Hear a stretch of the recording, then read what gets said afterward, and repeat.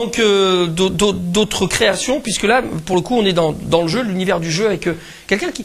Enfin, si je me trompe pas, Pascal est quand même un des plus prolixes en France.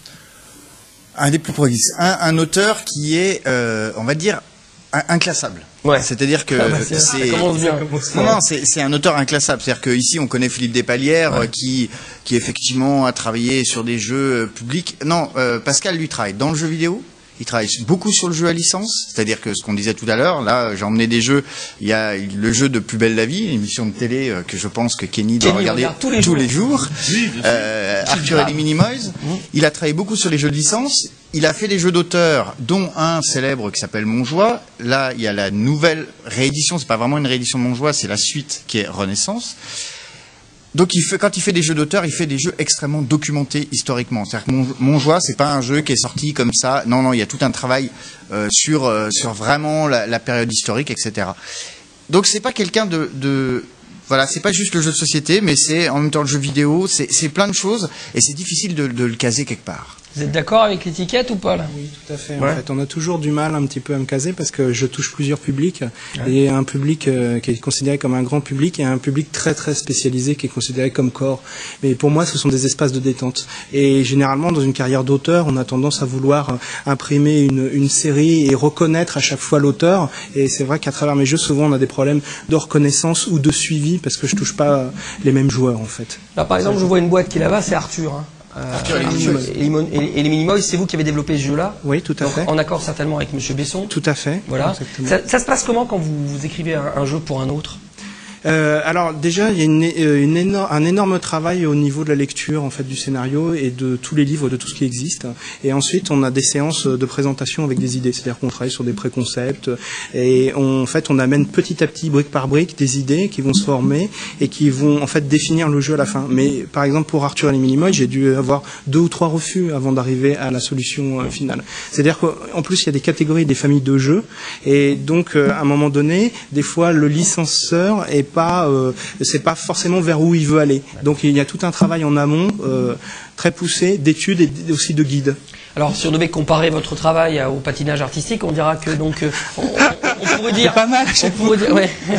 On pourrait dire que Arthur et les Minimoys sont donc des exercices imposés. C'est ça, exactement. Voilà. C'est en fait des formes de commandes plutôt ouais, destinées à un très large public et plutôt destinées à la grande distribution et au soutien d'un film, c'est-à-dire c'est un produit dérivé.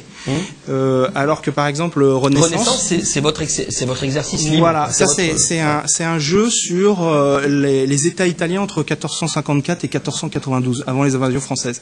Donc c'est Laurent de Médicis, les Borgia et ainsi de suite. Et là, ça peut être des années de travail pour accumuler en fait de la documentation qui ensuite vont donner les idées du jeu. Alors ça c'est un truc important parce que des fois il y a des gens qui travaillent sur des mécaniques. Moi je suis plutôt à essayer d'amasser beaucoup de documentation et à un moment donné ça me donne quelque chose et je joue sur le sentiment en fait, les sensations. D'accord. Voilà. Vous travaillez tout seul ou vous avez monté une entreprise? En fait, j'ai monté une entreprise pour le jeu vidéo parce que là, on est comment ça s'appelle, un peu obligé parce que là, on doit être une structure un peu plus lourde et négocier avec d'autres sociétés. Mais par contre, en tant qu'auteur, on peut être tout seul. Ça, c'est vraiment comme un écrivain. Bon, on a des images de Montjoie, non, Ken? Oui, ouais. Tout à fait. On peut voir un peu les images. T'as déjà joué avec, toi? J'ai commencé à trifouiller un petit peu. Et alors? C'est le principe jeu de stratégie, voilà. Genre un peu risque sur la guerre de 100 ans. D'accord. Voilà. D'autres pour comparer, ça se fait pas, mais. Si, enfin moi je le dis, c'est un jeu qui s'inscrit dans une filiale de jeux de ce qu'on appelle de bataille et à base historique et qui a une touche un petit peu gestion, mais principalement orientée sur des périodes historiques. Et là, par exemple, on avait une idée à travers ça, c'était de montrer la guerre de 100 ans, parce que souvent le Moyen Âge est traité d'une manière générique. On a des petits chevaliers et des châteaux, et nous, on voulait vraiment s'intéresser au roi, au prince noir, à du Guesclin. Et donc dans le jeu, non seulement vous pouvez y jouer, ça représente la France dans différentes périodes de la guerre de 100 ans, mais en plus il y a une petite encyclopédie. Vous pouvez aller savoir qui était du Guesclin, qui était Jeanne d'Arc, qui était Charles VI, et ainsi de suite. Donc on a un fort potentiel historique qui est un côté éducatif. Et ça me plaît beaucoup en fait. Mais c'est pas un jeu éducatif comme des fois c'est pas un jeu éducatif. C'est avant tout un jeu. C'est un vrai jeu. C'est ludique, mais, voilà. mais ça apporte quelque Mais chose. c'est une de mes touches, enfin. Voilà, ouais. En sachant que ce qu'on voit là en ce moment à l'écran, Monjoie était un jeu de plateau, édité dans les années 90, Voilà. et qui maintenant, donc c'est une nouvelle carte de visite de Pascal. Il est en train de transformer ces jeux-là pour les mettre sur Internet, pour que justement ça soit accessible à plus de gens.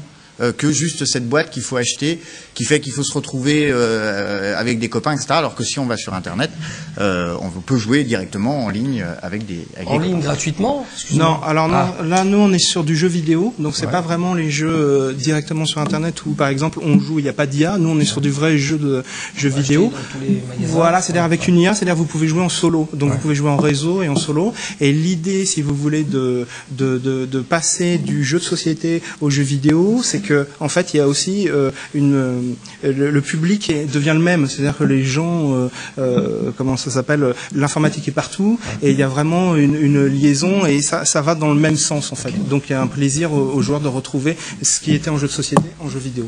Vos fans pourront vous retrouver aux Utopiales ce week-end, non? Voilà. Alors, Tout à fait. pas tout ce week-end. Demain, ouais, dépêchez-vous. Demain, il présente Renaissance. Ouais. Demain, il vient discuter avec les gens et vous pouvez venir avec tous ces jeux pour avoir À la Cité ou bien à la Maison des Jeux? à la Cité des Congrès. Vite, parce qu'on a déjà dépassé le temps. Non, c'était juste, non, il y avait rien de Ah bah, particulier. et moi aussi, je t'adore. Hein, non, tout va bien. Ouais, moi aussi, je trouve que c'est super sympa quand tu viens nous voir avec des invités comme ça. Franchement, la Maison des Jeux, moi je kiffe. Les Voilà. copains des copains des copains. Des copains, des copains, des copains. La Maison des Jeux, on redonne l'adresse une nouvelle fois, monsieur? 14 rue Michel Rocher. Ok, merci beaucoup d'être venu. Merci.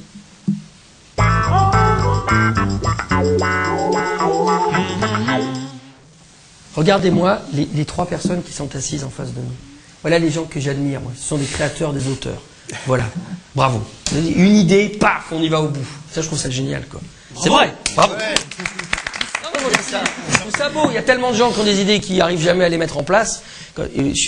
Choper une idée, aller jusqu'au bout, faire une boîte de jeux, c'est tellement de boulot, on ne se rend pas compte.